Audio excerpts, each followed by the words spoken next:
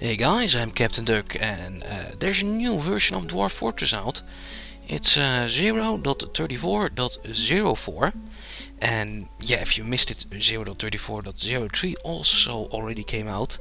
That came out just last night, and tomorrow, this morning when I woke up, .04 was already out.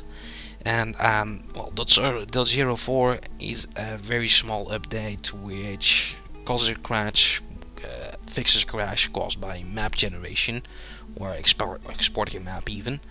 But anyway, since that's not that important in this video, I'm going to go over this list for the updates for .03 and well, try to explain to you what has updated in this version. And yeah, when it's done, I'll show you around my little fort over here. So let's get busy with the list.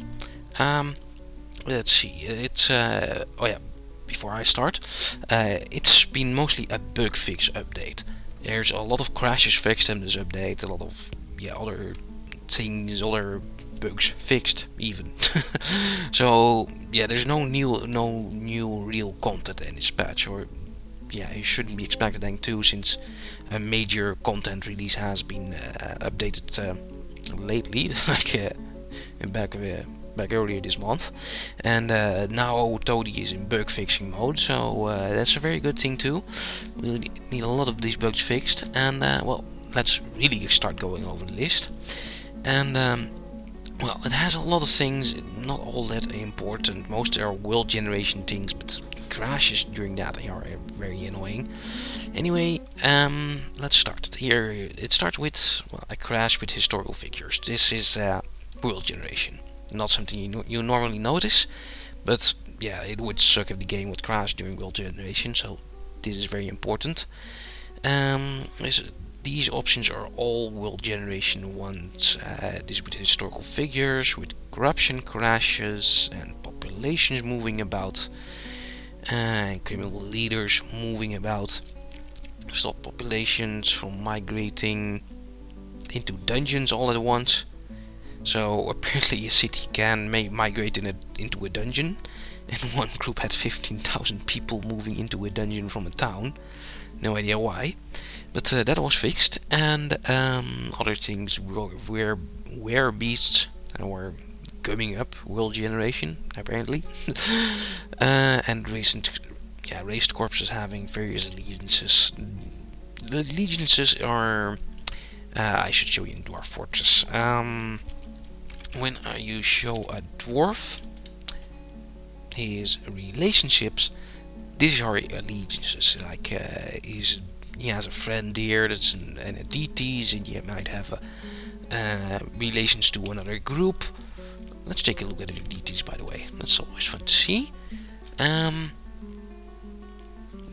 Conqueror of Towers is a deity of the hatch of his steaming.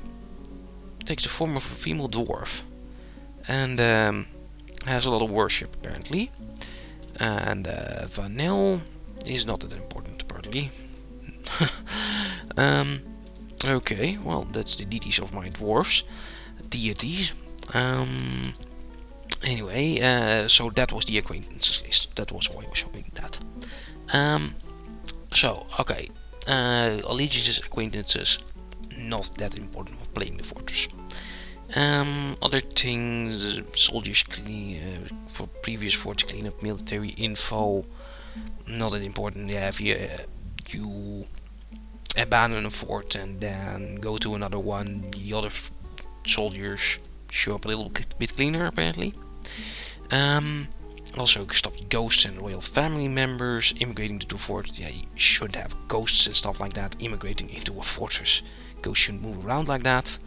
And this is probably the best update of this fix, best fix of this update even. It's a new bug that completely stopped archery training. Well, archery training was bugged as fuck in .02, and maybe my dwarves will actually start training again on archery ranges, who knows. And an SDL crash, which was fixed, not important, it has to do with the graphics and the true types.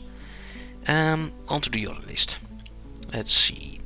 These are some of the ones that are more important, these are more major crashes, and these are little changes which can be important in Dwarf Fortress.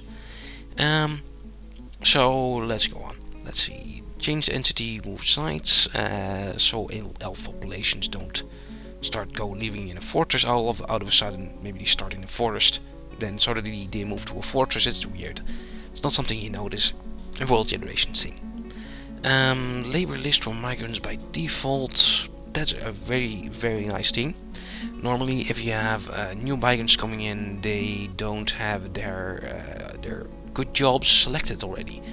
They have their jobs off. I don't have any migrants to show you at the moment, but let's see. I had this mason coming in without stoneworking, without masonry. Yeah, that is what normally happens, and now they should already have that turned on. And if you don't like that, you can change it off in an option now. So that's a very good thing. Let the game run for a while too. What else? Let's see. Labor lists. Add a tab for other stones in the stone list. Reaction product class. Blah blah blah. Economic stone list. With the stone links list, I think he means this option, and some of these options here have changed. Or wait a minute. He meant a tab. I know I do. Oh, with tab. He's changed to another tab with tab, of course. He's changed his option just like the unit menu to have, well, 2 lists in here. That's pretty nice. Oh, by the way, if you happen to see this toady, why not make obsidian a economic stone? That would help for economic stockpiles, like if you make a stone stockpile. I used to turn on economic these days, but it does have obsidian, and obsidian is a very economic stone. So that's one thing. Anyway, on with the list. Blah blah blah blah. Adventure mode loading, offloading should go a little bit faster. Not that important. Yeah, well, if you're playing adventure mode, it is important. Snatcher number in world gen. Maybe a little less kobolds will come and attack you now and steal your babies. That's what snatchers is. Decreasing questing rate in world gen. Yeah, adventure mode stuff and world generation. Stop re-raised corpses from bleeding to death. Well, yeah, it would be stupid if a zombie would raise and he would bleed to death. That, yeah, that's a nice bug fix. This is not important for beat options mess from the mouse messing with the keyboard. Not important. Gave more indication for forbidden workshops. I don't know why you would have a forbidden workshop. No idea. But there's a fix there. Forbid asset from the stock screen not affect building items when applied to entire group. That's a nice little fix if you use the stock screen. I usually don't. Change ramp names. Not that important. Sterilize zombies and mummies. No idea why they should be sterilized and the skeleton not. How do they spread an infection or something, the mummies and the zombies? I don't know. Let's see. Cleaned up botched zombie names, not important. But here we do need some nice things. Here, vampires fleeing in the site in world gen require population to fit into. Like, yeah, if a vampire needs multiple dwarves to support him, a vampire won't join a village with 2 people in it. Not or again world generation. But here, vampire cults follow the tyrant properly. So if a vampire tyrant ends up immigrating to a fortress, he'll probably show up with his cult as well. Fun times. Or, well, you should probably see them more in adventure mode. This is what it was looking for. Vampire nicknames, profession and position names work. They didn't earlier. When a vampire showed up and you weren't sure he was a vampire, you changed his nickname. Turned his nickname to vampire, and did it stick? If it didn't stick, then you'd know he was a vampire because their nicknames didn't stick. And now they do, so you can't detect vampires by that way anymore. Another way to detect vampires is they used to pin crimes on animals. A very stupid thing. I've read stories about, yeah, a dwarf was found drained without blood. One dwarf has seen it. He points to a witness. He is a witness, and he said a chicken did it. And well, a chicken is not going to drain your dwarves out of blood. There's no vampire chickens as far as I know. There's weird chickens probably, but that's another story. But anyway, so of course the dwarf which accused the animal was the vampire. That was just a very, very poor excuse. And apparently they're a little bit smarter than that nowadays, and they won't try to pin crimes on animals again. So it is getting harder to detect vampires. And, this is probably why I won't have a good vampire idling video until way later, since Toadie is working so much in this too. Anyway, on. I can get items from other buildings in adventure mode. Nice for adventure mode. Key will not follow each other so closely when stealing. Key are sort of parrots. You see them a lot nowadays, and well, apparently they're getting better at stealing since they won't all swoop in at once. Let's see. Busted horseshoe crabs and men were fixed. No idea. I've not seen them. Improve the age name calculator. That's something to do with will generation. Change treasure room quality and item selection. It's an adventure mode thing, I think. I think there's probably a treasure room somewhere, but I have no idea where you'd find them. Let's see. Stop destination at the bottom of the map from hiding portions of it sometimes. This was a little bug which I've noticed myself. If you were digging at way at the bottom of the world, then sometimes you'd see into hell already, even though you should not be able to. And that bug was fixed. I've seen that in .02, so that's a nice one. Where was I? From hiding portions, yeah. Unobscured unit lists option from main menu. I have no idea. Something with the unit list and unobscured, or the main menu itself. No idea. That's not important. Stop world gen group from lingering memory. That has to do with memory and crashes. Goblins can have higher populations in their important towns. That should make a little change. Has to do with your world generation, of course. And well, the bigger the goblin civilization, the more goblins they can send to attack you, to siege you. So, although I don't know if that actually relates in game, if the goblin population actually relates to the sieges yet. I know that's the plan for Toadie is going to do that, but I'm not sure it's already in this version. Okay, anyway, on. Applied attack change syndrome modifiers properly. Yeah, apparently it stops some advanced adventure blood drinking weirdness. Other minor tweaks are not important. The SDL version updates, that's all graphical updates. So it's all what you see, and there's not that much to see in Dwarf Fortress, but what you see is important. Highlighting on unit screen fixed for true type, not important. Turning on playback while recording will no longer record the previously recorded keys. That's very important for recording a macro, recording a movie. Oh, for if you don't know, in Dwarf Fortress you can record a macro. It says it's a movie, but it's a macro. You can record something, then like I dig out a room next to the staircase here. If I recorded that, if I were using the right option to, I could play that movie on every level and dig fast. It's a nice option, but I hardly ever use it. Let's see, where was I? True type text will now properly override in adventure mode circumstances. Adventure mode. Minor memory leaks is important. Stability improvements, yay for that. And some spacing issues with the true type. Oh, and for those of you who don't know the two types, that's the fonts. With F12 nowadays you can change between the fonts here. I prefer the normal one, but if you want you can use Times New Roman like this or whatever it is. And some people prefer that. I don't.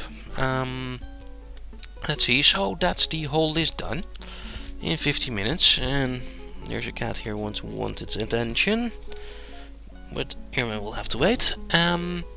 Let's see. Where was I? Yeah. Oh, Irma. I have a video to record. Yeah. 1 second, guys. There we are. Okay. So that's done. And now let's give you a little tour of my fort. It's nothing. It's a little test game I had here to show you. Well, not to show you, but at least this area I found. It's in the bottom of the world. It's here, a glacier. And I found something nice here, or well, not so nice. It is snowing dwarf frozen blood. It's frozen dwarf blood. It's frozen because it's, well, in a glacier, and it's falling in a glacier, and oh, there's apparently a barn owl there too. I don't think it's a bad thing, it's just, well, it is frozen, so I kind of guess it counts as hail for a dwarf, but don't think they will get hurt by frozen dwarf blood. So let's take a look if there's any nasty enemies here, since there is a haunted glacier in the southwest and southeast, but apparently there's only some camels and barn owls and groundhogs. Yeah, nothing important, nothing nasty, but yeah, this zone is all haunted glacier, but really not that much excitement in this zone other than the frozen dwarf blood falling out of the sky. And yeah, there's a thick aquifer, so I don't even have stone yet. But well, this is it's not that important anyway. This is just a little test 40. You know what? Let's try and see if I can send some dwarves to the dwarf rain and see if that does something with them. Least important dwarf is probably the woodcutter, so you can do this. And Irma is back too. You'll have to wait. Let's try sending the woodcutter here. Now he should go here.